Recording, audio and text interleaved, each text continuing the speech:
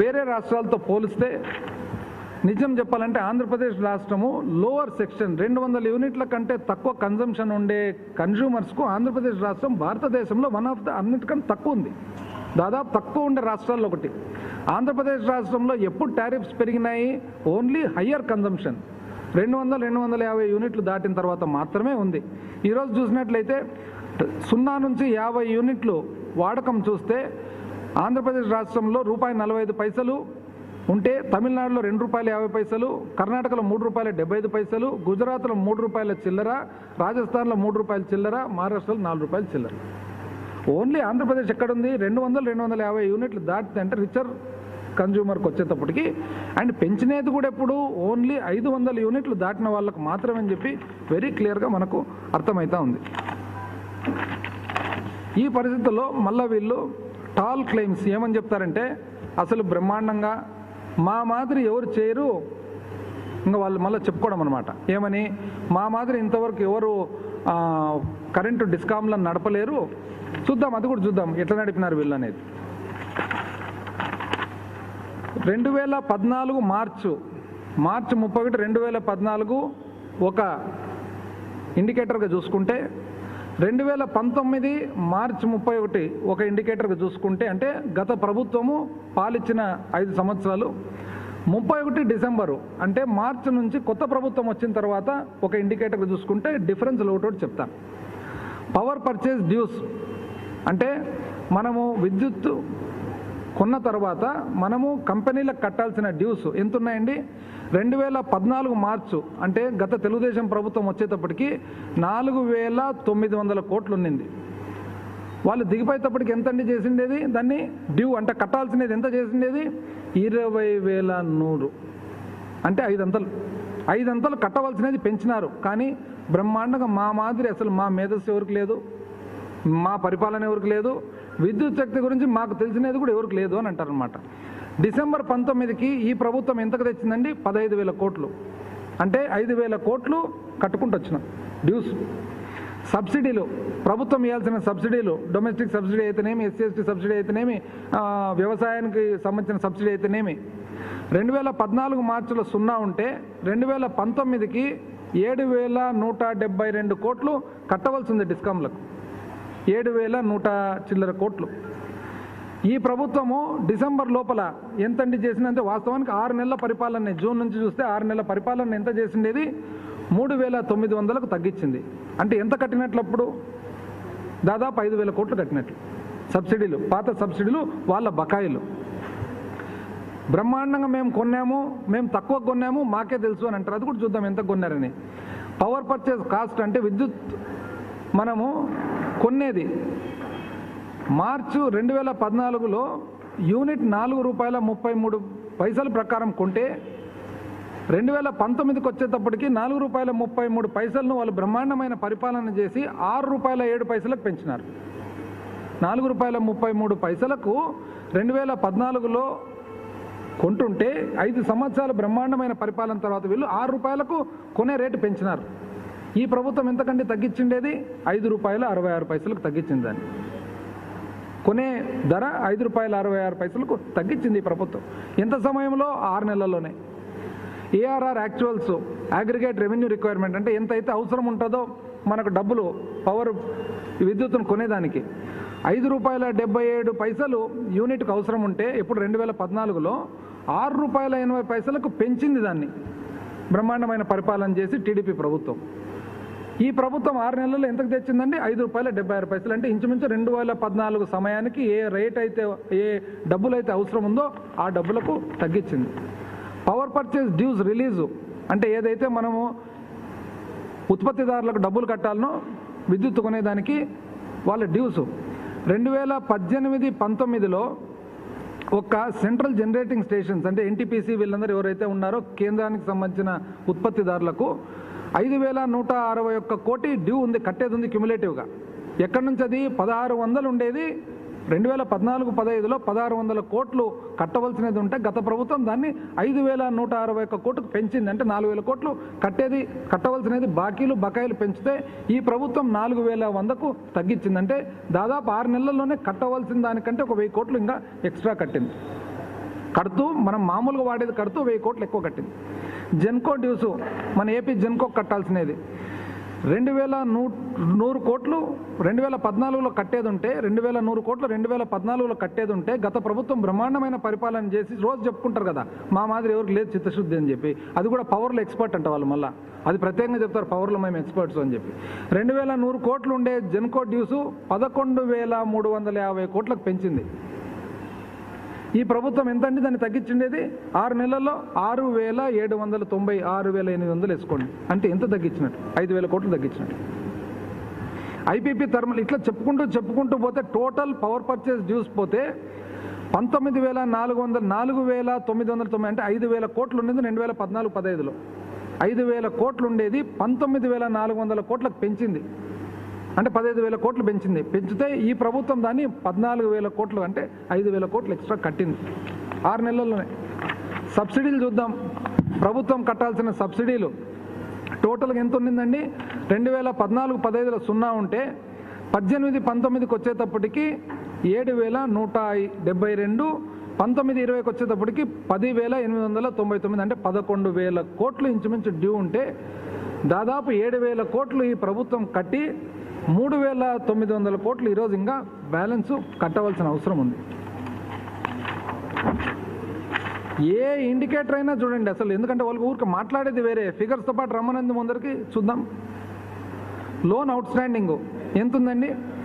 మొత్తము ఎస్పీడీసీఎల్ కానీ, ఈపీడీసీఎల్ కానీ, ట్రాన్స్కో కానీ, జెన్కో కానీ, పీపీడీసీఎల్ కానీ, అంటే మనకున్న బోత్ జనరేటింగ్ సంస్థ, సరఫరా సంస్థ రెండు చూసినట్లయితే 2014-15 అప్పు ఎంత ఉన్నింది అందరూ కలిస్తే 31,650 కోట్లు ఉన్నింది.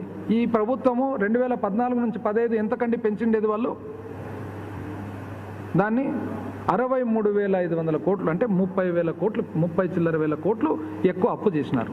కానీ మా మాదిరి ఎవరు చూసుకోలేరు, పవర్ మా మాదిరి ఎవరు సరఫరా చేయలేరని చెప్పి డైలీ టాల్ క్లెయిమ్స్. అప్పు నష్టాలు ఎంత ఉన్నిందండి? 2014-15లో 7,069 అంటే 7,000 కోట్లు నష్టాల్లో ఉన్నాయి అన్నీ. ఏది? ఏపీ ఎస్పీడీసీఎల్, ఈపీడీఎస్సీఎల్, ట్రాన్స్కో, జెన్కో, పీపీడీసీఎల్ అన్నీ కలిపితే, ఏది ఉత్పత్తి సంస్థలు, సరఫరా సంస్థలు కలిపితే 7,000 కోట్లు నష్టాల్లో ఉంటే గత ప్రభుత్వం ఎంతకండి దాన్ని 30 చిల్లర వేల కోట్లకు పెంచింది నష్టాన్ని. 30 చిల్లర వేలకు ఆ నంచాన్ని పెంచింది. కానీ వాళ్ళు చెప్తారు ఈరోజు మా మాదిరి బ్రహ్మాండమైన పరిపాలన ఎవరు చేయలేరని. ఈ ప్రభుత్వం వచ్చిన తర్వాత ఏం చేసింది అనేది కూడా చెప్తాను. ఉదాహరణకు సబ్సిడీలు కట్టేది కాకుండా, బకాయిలు కట్టేది కాకుండా అప్పు కూడా తక్కువ రేటుకు తెచ్చింది. చివరకు ఎక్స్చేంజ్ నుంచి కొంటున్నాం, టెంపరీ కొంటాం. టెంపరీ కొనేది అక్టోబర్, ఒక ఉదాహరణకు అక్టోబర్ 2018 వాళ్ళ ప్రభుత్వంలో చూస్తే ₹6.75 మాదిరిగా యూనిట్ కొనింది ఎక్స్చేంజ్లో నుంచి. 2019 అక్టోబర్ చూస్తే ₹3.40 మాదిరిగా ఈ ప్రభుత్వం కొనింది. అంత తేడా ఉంది. అంత తేడాతో పాటు చివరకు ఇండియన్ ఎక్స్ప్రెస్లో ఎంత బ్యూటిఫుల్ చూడండి ఒక ఆర్టికల్, ఎప్పుడు 22 April, Transco saves 102 crores in 3 weeks by procuring power at ₹2.51. అంటే ఎక్స్చేంజ్లో కొనేది చాలా చిత్తశుద్ధితో జాగ్రత్తగా కొంటూ 100 చిల్లర కోట్లు మిగిలిచ్చింది అనేది కూడా ఈరోజు మనకు తెలుస్తూ ఉంది. మళ్ళీ ఈ పరిస్థితుల్లో ఇది ఈ విధంగా పెట్టుకొని వీళ్ళు ప్రతిరోజు ఈ తప్పుడు సమాచారం ఇస్తూ, తప్పుడు ఆలోచనలు పబ్లిక్లో కలిగిస్తూ, తప్పుడు భయము కలిగిస్తూ ఏమీ కాదు. వచ్చే నెల బిల్లు వచ్చేటప్పటికి అందరికీ అర్థమైపోతుంది ఈ 2 నెలలు పెండింగ్ ఉన్న దానివల్ల ఇది వచ్చింది తప్ప మామూలుగా యథావిధిగా సిస్టంలోకి వచ్చేస్తుంది. ఒక్క 500 యూనిట్లు దాటిన వాళ్ళకు మాత్రమే యూనిట్కు 90 పైసలు పెరుగుతుంది. ఈరోజు ఏపీఆర్సీ ఇచ్చిన టారిఫ్ వలన, ఆ నిర్ణయం వల్ల జరిగే లాభం కూడా ఏమంటే, ఆ లాభంలో భాగంగా ఎవరైతే పోయిన సంవత్సరం నుంచి బేస్ చేసుకొని ఉండారో అట్లా కాకుండా ఏ నెలకు ఆ నెలకు మన వాడకాన్ని బట్టి, మన కన్సంప్షన్ను బట్టి ఈరోజు వస్తాయి. దీన్ని అన్ని రకాలుగా అనవసరంగా రాజకీయం చేయాలని. ఇప్పుడు పరిస్థితి ఏదంటే ఇప్పుడు యాక్చువల్గా వాస్తవానికి కోవిడ్తో అల్లాడిపోతూ ఉన్నారు. ఎవరు అల్లాడిపోతూ ఉన్నారు? అన్ని డిపార్ట్మెంట్లలో పనిచేసేవాళ్ళు, ప్రజలు, medical and health department, municipal, Panchayati Raj, ప్రభుత్వానికి సంబంధించిన ప్రతి ఒక్క డిపార్ట్మెంట్ వాళ్ళు పనిచేస్తున్నారు. సిమిలర్లీ ఎలక్ట్రిసిటీ డిపార్ట్మెంట్ కూడా పనిచేస్తున్నారు. ఈరోజు ప్రభుత్వం అంతా కూడా పనిచేస్తూ ఉంది. ఇట్లాంటి పరిస్థితుల్లో దీన్ని తీసుకొని తప్పుడు సమాచారం తెచ్చి దాన్ని ఏదో తప్పుగా దింపాలా, పబ్లిక్ లేక కేవలం రాజకీయం చేయాలి. ఇంతకుముందు కూడా చెప్పినాం, రాజకీయం చేసేదానికి చాలా టైం ఉంది, ఇంకా 4 సంవత్సరాలు ఉంది. దాటినేయండి. రాజకీయం చేసేటప్పుడు కూడా వాస్తవాలతో చేయండి. అవాస్తవాలు చెప్పి అన్యాయంగా పబ్లిక్ అందరినీ కూడా తప్పుదోవ పట్టించి పబ్లిక్ అందరికి కూడా ఏదో ఒకటి భయం సృష్టించి పరిపాలన మీద, ఎందుకంటే పరిపాలన బ్రహ్మాండంగా సవ్యంగా సాగుతూ ఉంది. ఏదైతే మేనిఫెస్టో ఉందో మేనిఫెస్టో ప్రకారంగా ఈరోజు అమల్లోకి అన్నీ వస్తున్నాయి. ముఖ్యమంత్రి గారు every day almost all departments on ఒక పీరియాడికల్ బేసిస్ మీద సమీక్షిస్తూ ఒక సిస్టమేటిక్ పరిపాలన వస్తే వీళ్ళకు అర్థం కాక అనవసరంగా ఇటువంటి నిజం చెప్పాలంటే అబద్ధాలు అనే పదం వాడాల్సి వస్తుంది. కాబట్టి దయచేసి అందరికి కూడా తెలియజేస్తూ ఉన్నాము, ఎవరు కూడా వీళ్ళు చేసే ఈ తప్పు ప్రచారం నమ్మొద్దండి. నెక్స్ట్ మంత్ నుంచి, వచ్చే నెల నుంచి ఆటోమేటిక్గా ఎప్పుడైతే మన కన్జంప్షన్ వస్తుందో నెలకు పోయిన ఎందుకంటే ఇప్పుడు 2 సంవత్సరాలది ఆన్లైన్ పెట్టమంటున్నాం. 2 సంవత్సరాలు ఆన్లైన్ పెట్టినప్పుడు ప్రతి ఒక్కరు కూడా పోయిన సంవత్సరం మనం ఎంత వాడుకున్నాం, అంతకుముందు ఎంత వాడుకున్నాం అనేది మనకే తెలిసిపోతుంది. ఈరోజు డైనమిక్ సిస్టమ్కు స్టాటిక్ నుంచి డైనమిక్ మార్చినందువలన దాని లాభం ఏమనేది జూన్ జూలైకి అంతా అందరికీ తెలుస్తుంది. జనరల్గా ఏమవుతుందంటే ఎవరైనా కానీ అందరం కూడా సహజంగా మానవులం అందరం కూడా మంచి జరిగినప్పుడు మనం జనరల్గా బయట చెప్పుకోము. కాకపోతే మంచి అనేది నెక్స్ట్ జరుగుతుంది, జరిగినప్పుడు ఆటోమేటిక్గా పబ్లిక్కే తెలుస్తుంది. ఏదంటారు?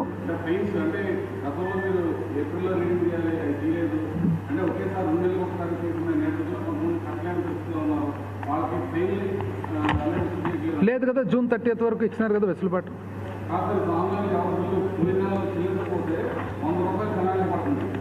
జూన్ 30th 30 వరకు వెసులుబాటు ఇచ్చినారు కదా. ఇప్పుడు అదే కదా, ఇప్పుడు ఈరోజు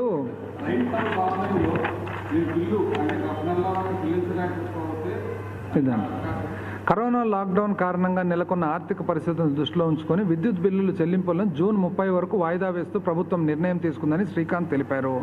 వినియోగదారులు ఎలాంటి పెనాల్టీ కానీ వడ్డీ చెల్లించాల్సిన అవసరం లేదని, అలాగే విద్యుత్తును డిస్కనెక్షన్ చేయడం జరగదని ఆయన వివరించారు.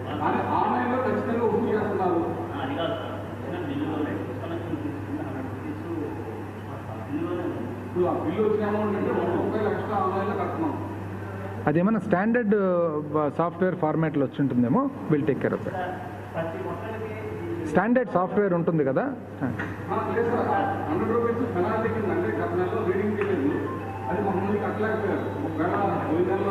అదే చెప్తున్నా కదా, ఇప్పుడు సాఫ్ట్వేర్ అనేది ఎప్పుడు కూడా సాఫ్ట్వేర్ అనేది ఎట్లంటే ఒక స్టాండర్డ్ ఫార్మాట్లో ఉంటుంది.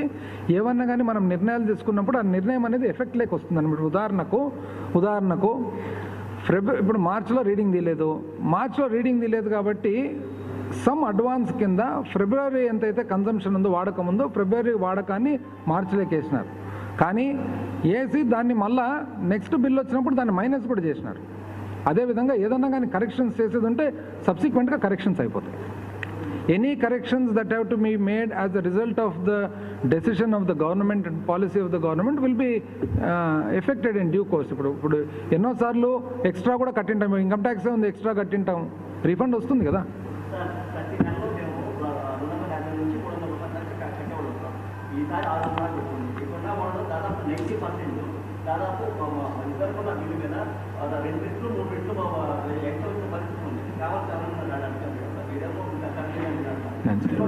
నేను చెప్తున్నాను కదా, ఈ స్లాబ్ సిస్టమ్ అనేది మీకు బై నెక్స్ట్ మంత్ మీకే అర్థమైపోతుంది.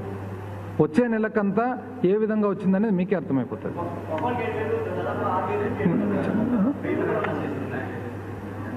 వచ్చే నెలకంతా మీకే అర్థమైపోతుంది. ఎందుకంటే ఇది 2 నెలలు పెండింగ్ ఉన్న దాని వలన ప్రతి ఒక్కరికి కూడా, and at the same time మనము 2 నెలలు అందరం కూడా ఇళ్లలో ఉన్నాం లాక్డౌన్ వలన. ఆటోమేటిక్ కన్జంప్షన్ పెరుగుతుంది మనమంతా ఇళ్లలో ఉన్నప్పుడు. కాబట్టి నెక్స్ట్ మంత్ జూన్కి వచ్చేటప్పటికి మీకే అర్థమవుతుంది. ఇంకా ఈ సబ్జెక్ట్ గురించి అసలు ఎవరు డిస్కషన్ కూడా రాదన్నమాట. మీరే చెప్తారు.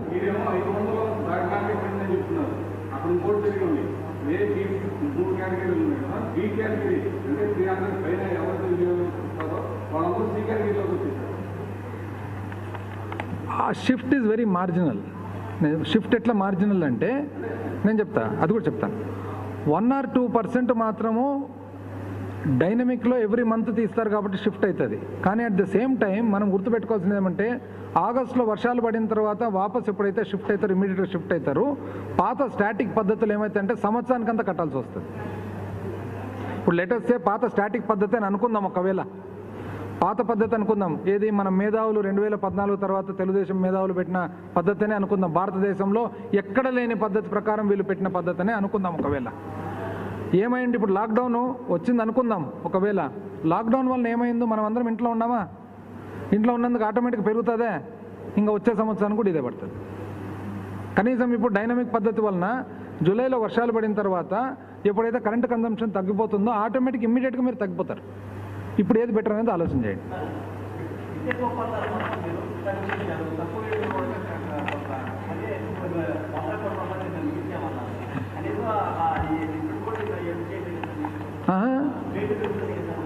ఏది ఇప్పుడు వ్యాపారం చేసేటప్పుడు పాత కంపెనీ బకాయిలు చాలా పెట్టిపోయింది. సో ఇప్పుడు 100-200 మిగిల్చి ఆ 100-200 పాత బకాయిలు కట్టొద్దా? అంతే కదా, వ్యాపారమే కదా. డిస్కామ్ ఇస్ బిజినెస్ కదా, electricity supply business. Next time పెడతామా?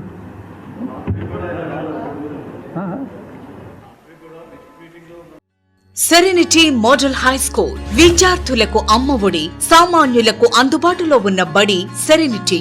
Medchal జిల్లాలో మేటిగా నిలిచి సాటిలేని ఫలితాలను సాధిస్తున్న #1 స్కూల్ సెరెనిటీ. మా ప్రత్యేకతలు ప్రతి విద్యార్థి పట్ల వ్యక్తిగత శ్రద్ధ, activity based learning and digital classrooms, computer lab, 100% ఫలితాలు, sports and cultural activities, yoga, abacus మరియు Vedic maths education. Please visit Serenity Model High School, Nagaram. Admissions are in progress.